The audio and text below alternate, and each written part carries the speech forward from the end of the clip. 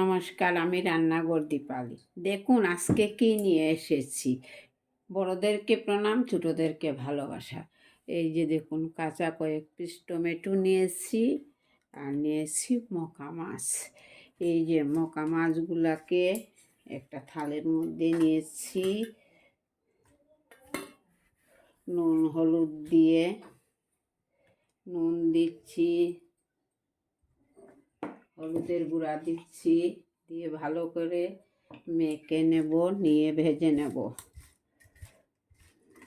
এই যে দেখুন, কড়াই কিন্তু বসা। এবারে একটা মিক্সার গ্রাইন্ডার বাটি নিলাম। এই যে দুই বাটি শস্য নিলাম, পেস্ট করে নেব। শুকনা জল দেব না। দেখুন শস্য কিভাবে গুঁড়া হয়েছে। আস্তে আস্তে শস্য জল দিয়ে করলে কোনো সময় এইভাবে হবে না, তাই আপনাদেরকে বলছি আপনারাও করবেন। এখানে নিয়েছে কাঁচা লঙ্কা, আদা, তা দিয়ে দিচ্ছি। অল্প পরিমাণে জল দিয়ে এটাকে ভালো করে পেস্ট করে নেব। এই যে দেখুন কি সুন্দর কাঁচা লঙ্কা, আদা, সরষে পেস্ট হয়েছে। দেখুন একটা বটি নিলাম। এই যে টমেটোগুলা কিভাবে কাটছি তা আপনাদেরকে দেখাচ্ছি। একটা টমেটো 3 পিস করলাম। এই যে দেখুন, সবগুলা কাটার পরে আপনাদেরকে আবার দেখাবো। সবগুলো কাঁচা টমেটো কেটে নিয়েছি। দেখুন কিভাবে কড়ার মধ্যে শুধু কড়ার মধ্যে অল্প নুন দিচ্ছি, দিয়ে ভালো করে ভেজে নেব। কারণ হচ্ছে মকা মাছ যাতে কড়াইয়ের নিচে না লাগে। এবার তেলটা দিয়ে দিচ্ছি। যে দেখুন তেলটা গরম হয়ে গেছে। এবার মাছগুলা দিয়ে দিচ্ছি। সবগুলা মাছ দিয়ে দিচ্ছি, এবার ভেজে নেব ডান হাতে। মাছগুলা ভাজা হয়ে গেছে, নামিয়ে নিচ্ছি। এই যে দেখো, ভাজা মাছগুলা নামিয়ে নিয়েছি। এবার অল্প তেল অ্যাড করছি। এই যে পুরনে এই যে কালো জিরা দিচ্ছি অল্প।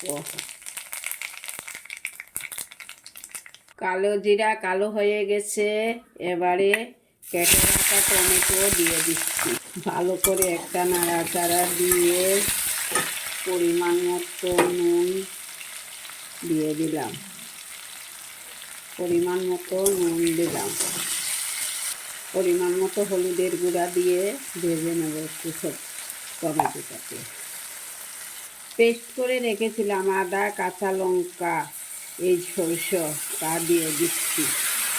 কালার আসার জন্য দিচ্ছি অল্প কাশ্মীরি মরিচের গুঁড়া।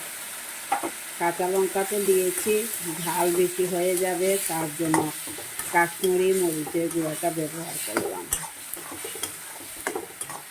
দেশি টমেটো আর মকা মাছ দিয়ে একটা চচ্চড়ি ভাত, যেটা মনে হয় খাওয়ার জিনিসের কি।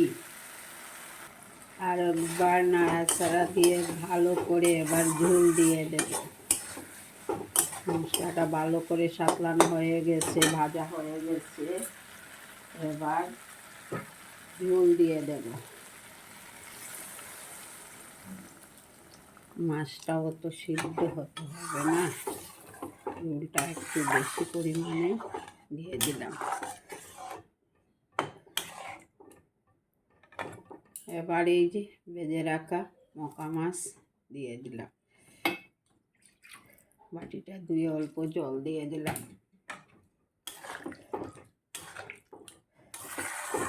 নামানোর আগে ধনিয়া পাতা দিয়ে দেব। হয়ে আসছে। এবার এই যে ধনিয়া পাতা কেটে ধুয়ে পরিষ্কার করে নিয়ে রেখেছি, তা দিয়ে দিচ্ছি। হয়ে আসছে, এবার নামিয়ে নেব। একদম মাখো হয়ে গেছে। খেতে খুবই ভালো লাগে। আমার এই রেসিপিতে যদি কোনো আমার নতুন ফ্রেন্ড এসে থাকেন, তাহলে ইউটিউব চ্যানেলটাকে সাবস্ক্রাইব করবেন, ফেসবুকটাকে ফলো করবেন। এইটুকু আপনাদের কাছে আমার চাওয়া। নামিয়ে নিয়েছি, একটা বল নিলাম। এই যে দেখুন কি সুন্দর হয়েছে আমার টমেটো আর মকা মাছ দিয়ে একটা রেসিপি করলাম। আপনাদের কাছে কেমন লাগলো লাইক কমেন্ট করতে ভুলবেন না। আমার পাশে থাকবেন, আমাকে উৎসাহিত করবেন। এই যে দেখুন, কাঁচা লঙ্কা দিয়ে করেছি তো তার জন্য এত লাল কালারটা আসেনি। আপনারাও একদিন বাড়িতে এইভাবে ট্রাই করে খেয়ে দেখবেন কেমন লাগে। ভালো থাকুন, নমস্কার।